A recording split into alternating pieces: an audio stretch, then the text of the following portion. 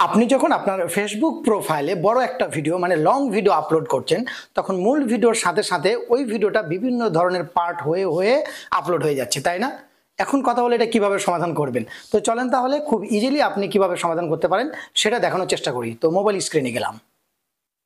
আপনার ফেসবুক প্রোফাইলে প্রবেশ করার পর বাম দিকে লক্ষ্য করুন, আপনার প্রোফাইলের পিকচার দেওয়া আছে, তার উপর আপনি ক্লিক করবেন। ক্লিক করার পর এবার যেভাবে আমরা ভিডিও একটা আপলোড করি সেভাবে একটা ভিডিও আপলোড করব। দেখুন হটস অন ইওর মাইন্ড এর উপরে ক্লিক করব।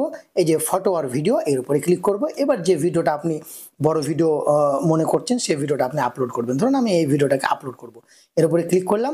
ওপরে লক্ষ্য করুন নেক্সট লেখা আছে, নেক্সটের উপরে ক্লিক করলাম। ঠিক আছে, ভালো মতো কথাটা শুনেন, আপনি এক্ষুনি পেরে যাবেন। হ্যাঁ, নিচে আসলাম, দেখুন এখানে লেখা আছে create playlist from your video. মানে আপনি যে বড় ভিডিওটা আপলোড করছেন সেটা কেটে কেটে কেটে একটা প্লেলিস্ট বানিয়ে দিচ্ছে, বিভিন্ন পার্ট করে প্লেলিস্ট বানিয়ে দিচ্ছে। দেখুন এখানে একটা কাঁচি ছাপানো আছে না, মানে আপনার ভিডিওটাকে কেটে দিচ্ছে। এইটা যদি অফ করে দিই তাহলে কিন্তু আমাদের কাজটা হয়ে যায়। দেখুন এর উপরে ক্লিক করি, ক্লিক করে ওপরে যে অপশনটা আছে create playlist from your video এর উপরে ক্লিক করি। ক্লিক করলে এইটা অফ হয়ে গেল। উপরে দেখুন লক্ষ্য করুন সেভ লেখা আছে, এর উপরে ক্লিক করব।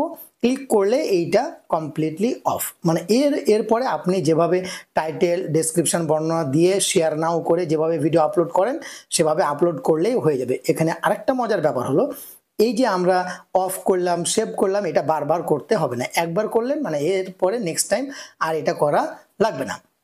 আশা করছি এরপর থেকে আপনি যে ভিডিওটা আপলোড করবেন সেটা আর পার্ট হবে না এবং আপনার প্রবলেমের সমাধান হয়ে যাবে। ভালো থাকবেন, সুস্থ থাকবেন, আমাদের সঙ্গে থাকবেন। আল্লাহ হাফেজ।